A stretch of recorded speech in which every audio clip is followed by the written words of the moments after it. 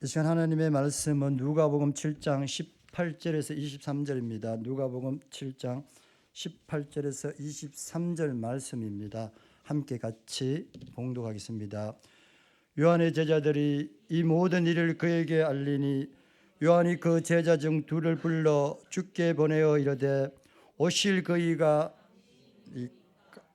우리가 다른 일을 기다리오리까 하라매 그들이 예수께 나와 이르되 세례 요한이 우리를 보내어 당신께 여쭈어보라 하기를 오실 그이가 당신 오니까 우리가 다른 일을 기다리오리까 하니 마침 그때에 예수께서 질병과 고통과 및 악기 들린 자를 많이 고치시며 또 많은 맹인을 보게 하신지라. 예수께서 대답하여 이르시되 너희가 가서 보고 들은 것을 요한에게 알리되 맹인이 보며 못 걷는 사람이 걸으며 나병 환자가 깨끗함을 받으며 기먹은 사람이 들으며 죽은 자가 살아나며 가난한 자에게 복음이 전파된다 하라. 누구든지 나로 말미암아 실족하지 아니하는 자는 복이 있도다 하시니라. 아멘. 자, 오늘 누가복음 7장 말씀을 펼쳐 놓으시고요. 오늘 본문 말씀을 이제 대림절 네 번째 주에 한번 우리가 깊이 있게 묵상해 볼 만한 그리고 또 생각해 볼 만한 내용들이 있습니다. 그래서 지금 세례 요한이 어떤 사람입니까? 세례 요한은 예수님을 증거한 사람입니다. 또 예수님에게 세례를 베푼 사람이죠. 또 예수님을 향하여서 저분이 바로 십자가를 지고 오시는 어린 양이다라고 증언했던 사람입니다.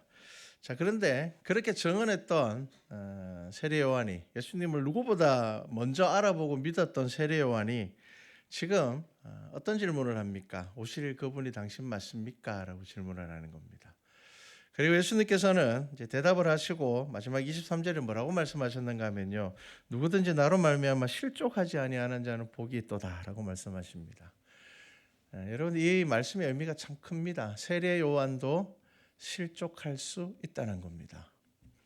예수 그리스도를 증거한, 그리고 누구보다 확신을 가지고 있었던 이 세례 요한도 그 감옥에 갇혀 있을 때에, 감옥에 갇혀 있다는 게 뭡니까? 직접 예수님을 보지 못하고 예수님이 하시는 말씀을 듣지 못하고 이제 제자들을 통해서 듣는 겁니다. 다른 사람을 통해서 듣다 보니 그 마음 가운데 여러 가지 갈등들이 생기고 있다는 겁니다. 자, 지금 세례 요한은 지하 감옥에 갇혀 있습니다. 상황은 점점 더 절망적이죠. 헤롯이 지금 세례 요한을 감옥에 가둔 이유가 뭐냐면요, 헤롯이 자기 이복 동생의 아내를 취하였습니다. 자, 그러다 보니 세례 요한이 그것에 대하여서 그거 잘못된 것이다라고 이야기를 했습니다. 자, 그러니까 헤롯이 세례 요한을 감옥에 가두었습니다. 자, 그런데 감옥에 막상 가두어 놓았는데 이 헤롯이 세례 요한에 대해서 어떤 마음을 가지고 있느냐? 마태복음 6장 20절을 보면 이렇게 기록하죠. 헤롯이 요한을 의롭고 거룩한 사람으로 알고, 자, 의롭고 거룩한 사람이라고 자기가 알고 있으면서 감옥에 일단 가둔 겁니다. 자기에 대해서 싫은 소리를 하니, 자, 그러다 보니 마음이 어떻습니까? 두려워하는 마음이 있었고, 두 번째는요, 보호하며, 자기가 가둬놓고는 두려워하고 보호하고요. 또 그 다음 뭡니까? 세례 요한이 말을 들을 때에 크게 번민을 하면서도 달갑게 들었다. 참 복잡한 마음이죠. 싫어하는 것도 아니고 이건 좋아하는 것도 아니고 거룩하고 경건한 사람으로 생각하고 있는데 두렵단 말이에요. 세례 요한이 영향력이 워낙 크다 보니 세례 요한이 헤롯에 대하여서 그가 자기 동생의 아내를 취한 것에 대하여서 세례 요한이 이야기를 하니까 가둬 버렸단 말이에요. 그런데 또 한편으로는 헤롯은요, 유대교를 잘 아는 이두메 사람이거든요. 그러다 보니까 또 그를 두려워하고 보호하며 뭐 그런 상황입니다. 그런데 이제 감옥에 갇혀 있다라는 것은 요한에게 결코 좋은 일이 아니죠. 자, 감옥에 갇혀 있는 요한은 지금 혼자입니다. 그리스도를 증거하고 증언했지만 점점 더 큰 고난이 지금 세례 요한에게 주어지고 있죠. 왕의 감옥에 갇혀 있습니다. 그리고 세례 요한의 무엇보다 큰 관심이 뭐겠습니까? 자기가 증거했던 예수 그리스도에 대해서 그는 더 잘 알고 싶을 것이고요. 그렇게 유대 민족이 기다렸던 메시아에 대해서 그도 직접 가서 예수님의 말씀을 듣고 싶을 겁니다. 그런데 그는 지금 감옥에 갇혀 있습니다.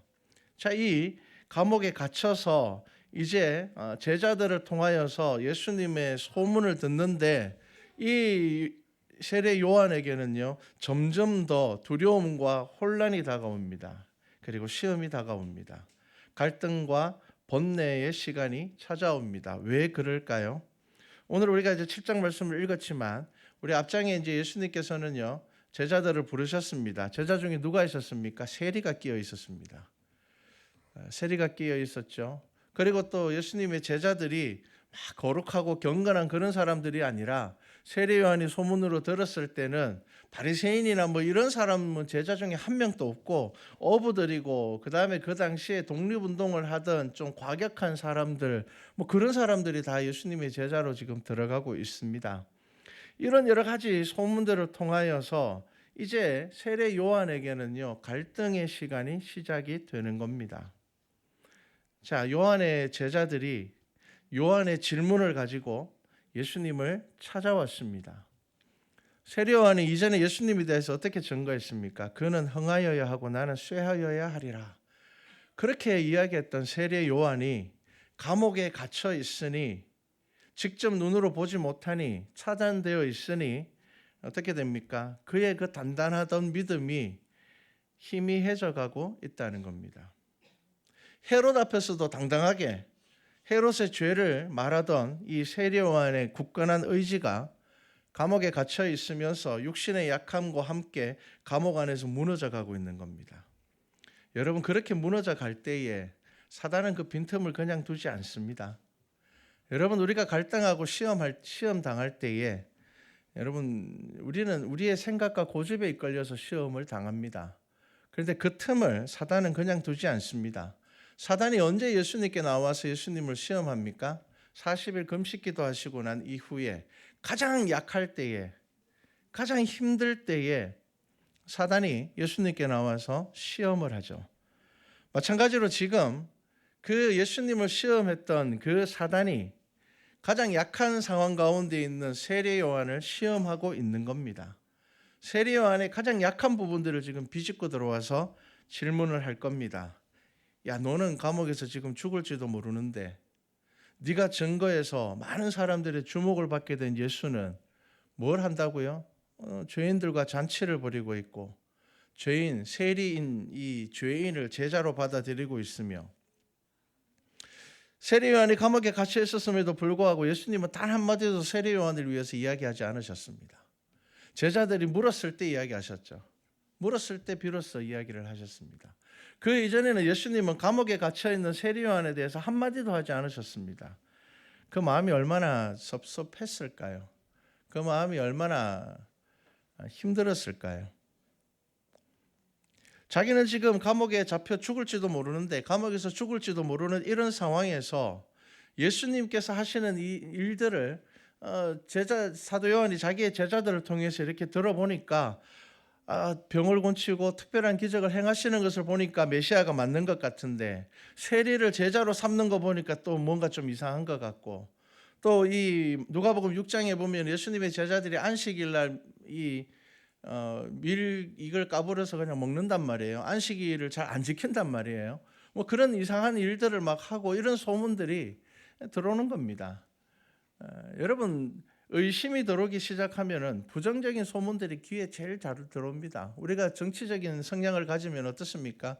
상대방이 어떤 부정적인 건 귀에 정말 잘 들어오는데요. 우리 편 부정적인 건 귀에 안 들어옵니다. 여러분 그렇게 지금 이 세례 요한, 이 믿음이 좋은 세례 요한, 정말 사람이 낳은 사람 중에서 가장 믿음이 좋다라는 세례 요한조차도 그가 감옥에 갇혀서 직접 보지 못하고 직접 듣지 못하니 그 마음 가운데 사단이 시험하여 들어오게 되는 겁니다. 자, 예수님은 이 세례 요한의 제자들이 가지고 온 질문, 옷을 그 입으니까 그이가 당신 맞습니까? 라는 이 질문, 여러분 이 질문이 얼마나 무거운지를 아셔야 됩니다. 지금 세례 요한이 이러한 질문을 던졌다는 것, 여러분 의심을 확신해서 던지는 질문이 아닙니다. 세례 요한은요 의심이 자리 잡기 전에, 죽음이 찾아오기 전에 그 죽음을 기꺼이 받아들일 확신을 위하여서 다시 한 번 더 예수님께 질문을 던지는 겁니다. 감옥에 갇혀서 빛을 잃어가는 요한을 위하여서 예수님께서는요, 무엇보다 확실하게 대답해 주셨습니다. 여러분, 평소 바리새인이나 서기관들이 예수님께 나와서 질문하면요, 예수님이 대답을 잘 안 해주셨습니다. 왜냐하면 그들이 이미 마음 가운데 예수님을 잘못되었다고 생각하고 저 사람을 선동하는 사람이라고 생각하고 예수님께 나왔기 때문에 예수님께서는 바리새인과 서기관들에게는 오히려 나는 너희들 앞에서 표적을 보여주기 싫다라고까지 이야기하셨습니다. 그런 예수님께서 요한의 제자들이 가지고 온 이 질문에 대하여서는요, 아주 분명하게 대답하십니다. 확실하게 복음으로 대답을 하시죠. 자, 지금 예수님께서 막 사람들의 병을 고치시는 중에 제자들이 와서 이야기합니다. 우리 스승 선생님인 요한이 이렇게 질문하라고 말씀하셨습니다 라고 질문을 합니다.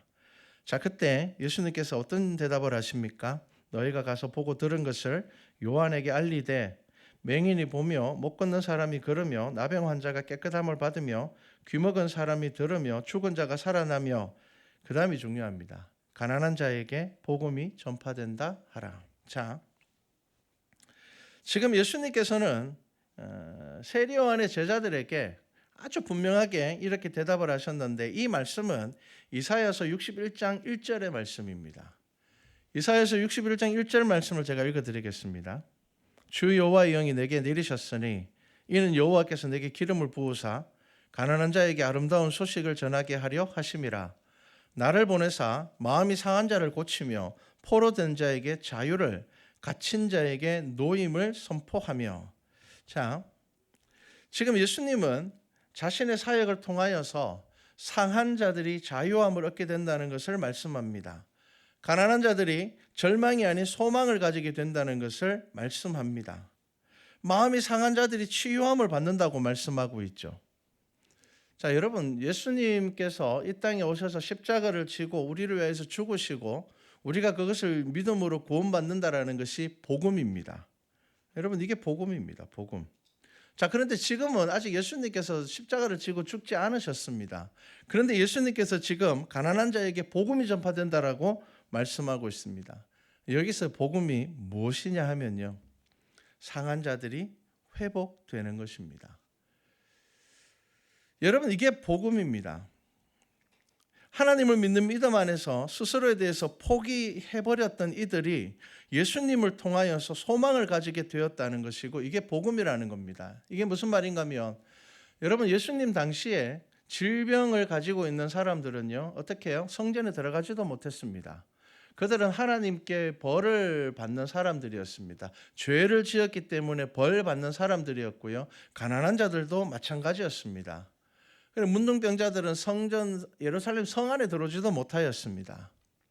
그런데 예수님께서는 그들을 찾아가셨습니다.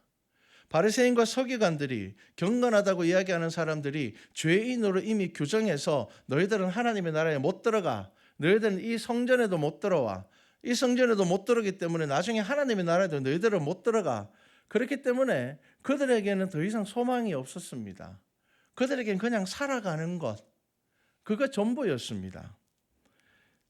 그들이 병곤침을 받는다는 것은 뭘까요? 그냥 단순히 지금 우리가 생각하는 병곤침을 은혜를 누립니다, 이게 아닙니다.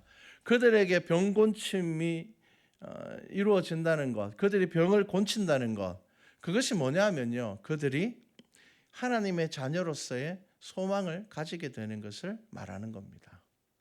여러분, 이게 복음입니다. 지금도 우리가 복음이 뭡니까? 죄로 인하여서 하나님과 끊어졌던 이 관계가 예수 그리스도를 통하여서 우리가 다시 하나님의 자녀가 되어서 하나님 앞에 나아갈 수 있다는 것이 복음이죠. 지금 예수님께서 십자가에 달려 죽으시기 이전입니다. 그렇기 때문에 우리가 생각하는 복음은 아직 없습니다. 그런데 예수님께서 뭐라고 말씀하십니까? 가난한 자에게 복음이 전파된다는 겁니다. 가난한 자들은요, 하나님으로부터 복을 받지 못한 사람들이었습니다. 스스로 그렇게 생각했습니다.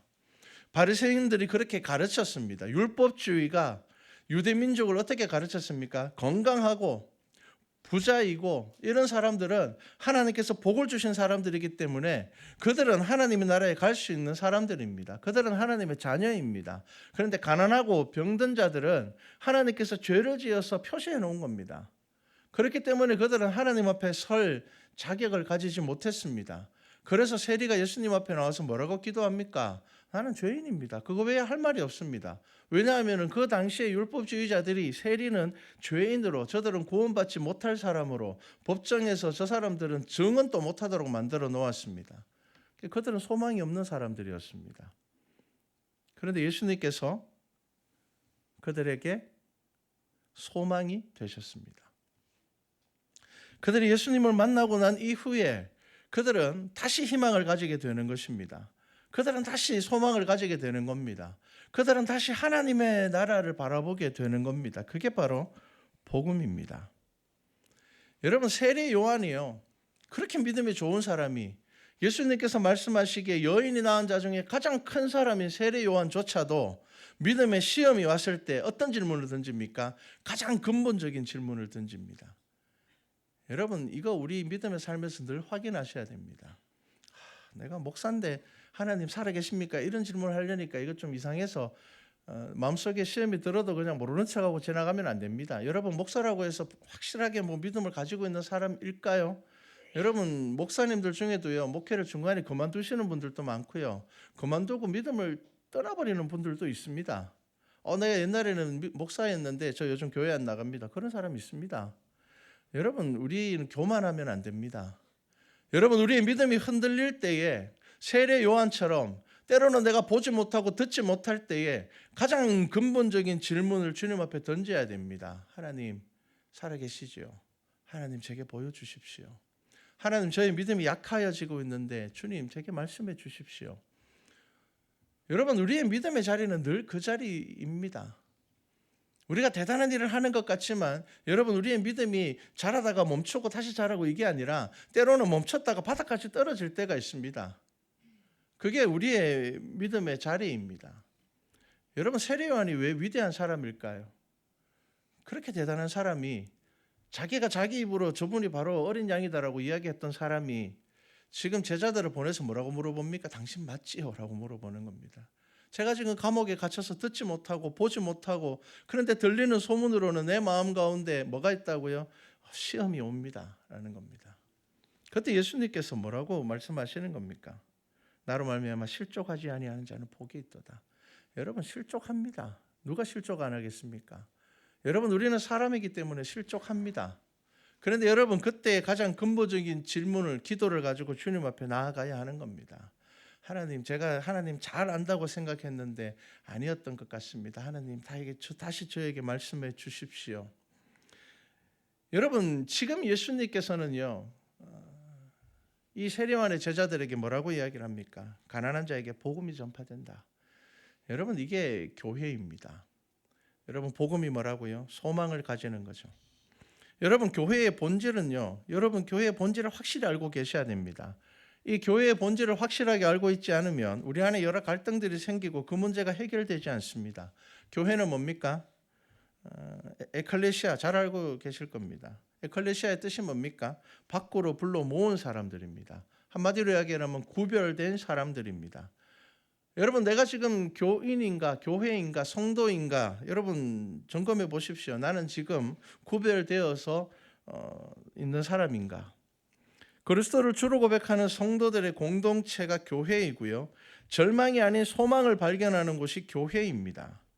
여러분, 교회가 어디에서 시작했습니까? 교회의 출발은요, 베드로의 신앙 고백에서 출발했지만 공동체로서의 출발은요, 예수님께서 부활 승천하시고 난 이후에 마가 다락방에 모인 거기가 바로 예루살렘 교회였습니다. 그 마가의 다락방이 예루살렘 교회가 되는 겁니다. 그리고 이후에 오순절 성령 강림 사건이 있고 난 이후에, 그 이전에는 그냥 기도의 모임이었고 떡을 떼는 교제의 모임이었지만, 오순절 성령 강림 사건 이후로 성령 충만을 입은 이들이 복음을 전하기 시작했습니다. 여러분, 이 복음이 뭡니까? 절망하지 말라는 겁니다. 예수님께서 우리를 죄에서 자유를 얻게 하셨다는 겁니다. 포기할 필요가 없다는 겁니다. 사단이 우리를 미혹하고 사단이 우리를 무너뜨리려고 하지만, 사단은 우리의 자격을 가지고 이야기하고 너의 삶을 들여다보려고 이야기하지만, 그리스도의 복음은 뭐라고요? 예수 그리스도께서 십자가에서 우리의 죄를 위하여서 십자가를 지시고 우리가 죄 가운데서 자유함을 얻었으니 포기하지 말라는 겁니다. 여러분, 이게 복음입니다. 여러분, 복음은 예수 그리스도로 인하여 죄에서 자유함을 얻게 되고 세상에서 자유함을 얻는 것이 바로 복음이었습니다. 그래서 교회의 가장 큰 두 가지 사명은요, 영혼 구원과 하나님의 영광을 나타내는 것입니다. 여러분, 이것의 가장 근본이 되는 것이 뭐라고요? 예배입니다. 그래서 성도의 교제는요, 교회의 가장 중요한 사명 중에 하나입니다. 그리고 성도의 교제는요, 그리스도를 닮아가야 되는 겁니다. 여러분, 우리 말씀과 찬양교회 성도들의 이 교제와 만남이 예수 그리스도를 닮아간다면요, 반드시 우리 교회는 성장하게 될 겁니다. 여러분, 반드시 성장합니다. 왜 그렇습니까? 사람들은 자유함을 얻기를 원하고요, 참된 기쁨을 누리기를 원하기 때문입니다. 여러분, 사람들이 왜 이렇게 분주하게 살아갑니까? 뭐 때문에 저렇게 열심히 살아갑니까? 뭔가 가치를 찾으려고 하고 뭔가 즐거움과 기쁨을 찾으려고 하는 것 아닙니까? 그런데 여러분, 그 즐거움과 기쁨이 우리 교회 안에 있다면, 성도의 교제 가운데 그것이 있다면, 여러분, 우리 교회를 찾는 이들은 우리 교회를 떠나지 않을 겁니다. 여러분, 그게 교회가 성장하는 발판입니다.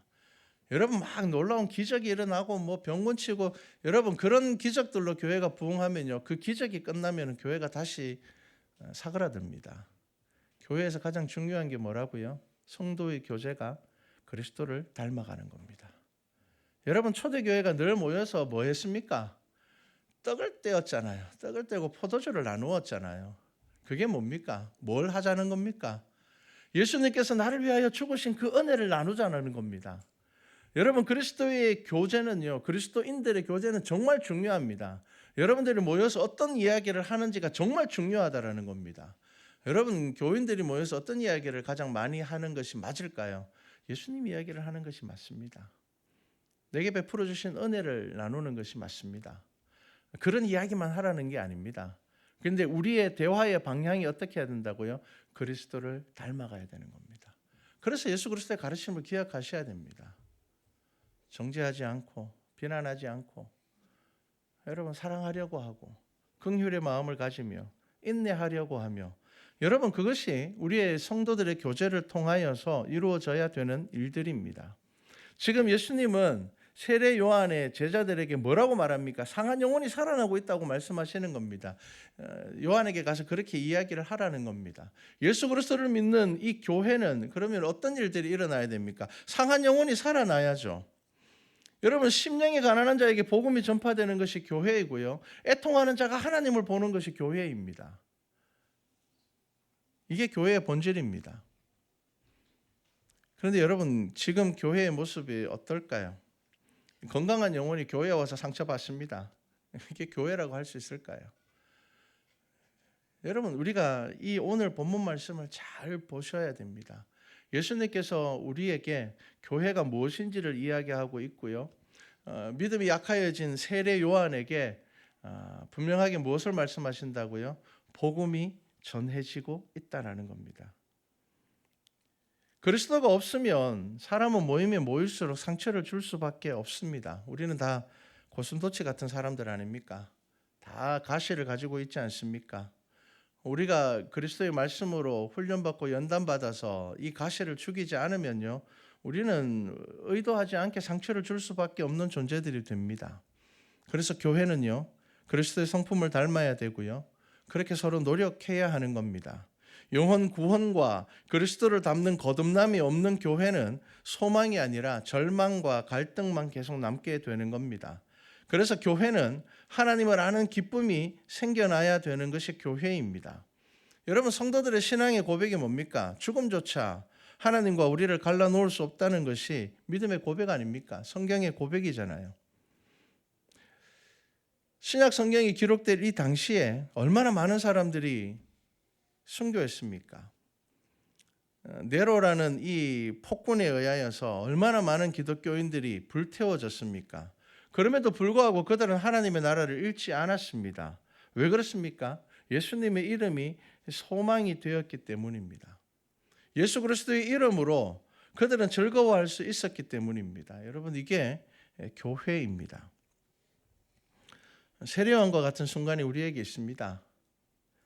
나는 정말 신앙생활 열심히 했는데, 나는 정말 예수 그리스도를 믿는 믿음이 분명한데, 그런데 나의 삶에서는 절망이 사라지지 않고 있고, 왠지 하나님께서 내 기도만 들어주지 않는 것 같고, 나의 기도에만 침묵하시는 것처럼 여러분, 그렇게 느껴질 때가 있습니까? 여러분, 그럴 때에 예수님께 나와서 정말 중요한 질문을 던지셔야 됩니다. 세례 요한이 던졌던 질문, 이미 자기가 믿었음에도 불구하고 다시 잃어버렸던 것, 오실 그이가 당신입니까? 이거는 다른 사람은 몰라도 세례 요한은 던지면 안 되는 질문이잖아요. 자기가 어린 양이라고 증거를 했잖아요. 그런데 여러분, 성경에서 왜 이것을 기록하고 있을까요? 여러분, 이거 잘 아셔야 됩니다. 여러분, 우리도 우리의 삶 가운데 믿음이 연약하여질 때 가장 근본적인 질문을 다시 던져야 됩니다. 살아계신 하나님을 다시 만나게 해 주십시오. 하나님께서 나의 삶을 이끌어 가심을 제가 다시 한 번 더 경험하게 해 주십시오. 이 세상을 창조하신 것이 하나님이라는 것을 내가 다시 한 번 더 믿음으로 고백할 수 있도록 하나님, 제 삶 가운데 역사해 주십시오. 여러분, 이 가장 근본적인 기도를 진심으로 드리셔야 됩니다. 나의 믿음의 가장 기초를 다시 붙잡으셔야 됩니다. 잃어버린 은혜의 시간들을 기억하셔야 됩니다. 이스라엘 백성들이 우상 숭배에 빠져놓고는 하나님에 대해서 뭐라고 불평합니까? 왜 하나님 듣지 않으십니까? 왜 하나님 보지 않으십니까? 왜 하나님 우리 기도 듣지 않으십니까? 그들은 다시 가장 근본으로 돌아가야 됩니다. 선지자들이 늘 하는 이야기가 뭡니까? 다시 근본으로 하나님 말씀 앞에 가라는 겁니다. 너희들이 다시 하나님의 율법 앞에 가라는 겁니다. 그래서 선지자들이 늘 하는 이야기가 뭡니까? 너희들 출애굽한 것 좀 잊어먹지 말고 좀 기억해라는 겁니다. 믿음의 가장 근본, 하나님께서 율법을 주셨던 그 순간으로 돌아가라는 것입니다. 시편 121편 1절 말씀에 내가 산을 향하여 눈을 들리라. 나의 도움이 어디서 올까? 나의 도움은 천지를 지으신 여호와에게서로다. 여러분, 눈을 들으셔야 됩니다. 여러분, 시야가 좁으면 하나님을 못 봅니다. 여러분, 맨날 내 손만 쳐다보고 하나님이 나한테 뭐 주는가 이것만 쳐다보고 있으면요, 못 봅니다. 때로는 여러분, 세상을 보십시오. 천지를 보십시오. 그리스도의 복음이 인류의 역사에 무엇을 남겼는지 보십시오. 성경의 말씀이 지금 어떻게 이루어져 가고 있는지 보십시오. 지금도 복음을 위해 순교하는 자들의 믿음을 보십시오. 여전히 우리는 이렇게 편하게 예배드리고 있지만 지금도 이슬람 지역에서는 복음을 전하는 선교사님들은 생명을 내어놓고 예배를 드리고 있습니다. 예배드리고 있는데 누군가가 지나가면서 폭탄 하나 탁 던지고 지나갈까 봐 두려운 가운데 예배를 드리고 있습니다. 여러분, 이슬람 지역에 예수 믿는 청년들이 늘어나고 있는 것을 보십시오. 어떻게 이런 일들이 일어날 수 있을까요? 여러분, 그리고 과학도 한번 제대로 한번 보십시오. 제가 요즘 즐겨보는 이 프로가 하나 있는데 우리나라를 대표하는 과학자들입니다. 카이스트, 서울대 뭐 이런 과학자들이 모여서 토론을 합니다. 최근에 정말 재밌는 내용을 하나 봤습니다. 여러분, 불과 10년 전, 20년 전만 해도요, 과학자들은 이런 토론하지 않았습니다. 토론의 주제가 뭔지 압니까? 과연 신은 있는가? 과학자들이 모여서 왜 이런 주제를 했을까요? 그런데요, 그 내용이요, 정말 재밌습니다. 여러분, 불과 10년 전, 20년 전만 해도요, 과학적인 시대에 무슨 하나님 이야기하냐, 무슨 신을 이야기하냐, 무슨 종교 이야기하냐, 그거는 이야기거리도 되지 않았습니다. 그런데 최근에 이 우리나라를 대표하는 교회 다니는 사람들도 아닌데요, 이 사람들이 이 토론을 가지고 결론이 어떻게 내렸는지 아십니까? 신이 없다고 말할 수는 없다, 이렇게 결론이 내려졌습니다. 왜 이런 결론을 내렸는지 아십니까? 물리학이나 과학이 점점점 발달하면서 과학자들이 공통적으로 인정하는 게 있다는 겁니다. 이 우주는 확실한 질서가 있다는 겁니다. 그렇기 때문에 설계자가 있다고 볼 근거가 충분하다는 겁니다. 여러분, 그들이 이제 교회 다니는 사람들이 아니니까 하나님 이야기는 잘 안 하지만 이렇게 표현하는 겁니다. 이 우주를 봤을 때 이 우주는 확실하게 누군가가 만들었다라는 사실을 부정할 수가 없다는 겁니다. 그냥 우연히 생겨서 돌아가고 있다, 이게 불가능하다는 겁니다. 물리적인 법칙들을 볼 때에 우연히 우주는 존재할 수가 없다는 겁니다. 확실한 질서와 법칙과 수학적인 어떤 계산들이 다 맞아 떨어지기 때문에 이 우주가 지금 유지하고 있는 것이지, 그거 아니면은 우주가 존재할 수 없다는 겁니다.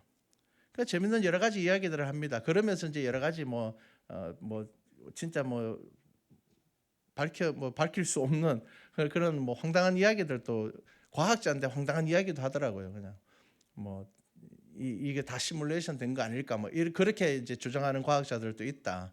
왜냐하면 이 우주의 크기에 비해서 생물체가 너무 없다라는 거죠. 추측은 하지만 수천억 개가 넘어가는 새알릴 수도 없는 이 많은 우주에 딱 지구밖에 생물이 없다라는 것은 도저히 이거는 과학적인 어떤 걸로 해석이 되지 않는다. 그런 이야기를 하면서 다 세계적인 과학자임에도 불구하고 이거 시뮬레이션이 아닐까 이런 이상한 소리까지 합니다.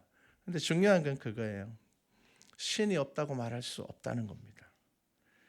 여러분, 세례요한은 제자를 통해 확실하고 분명한 대답을 듣게 됩니다. 그리고 그는 변치 않는 믿음으로 순교자가 됩니다. 여러분, 이것이 거듭난 성도의 삶이죠. 여러분, 우리가 지금 대림절을 지킵니다.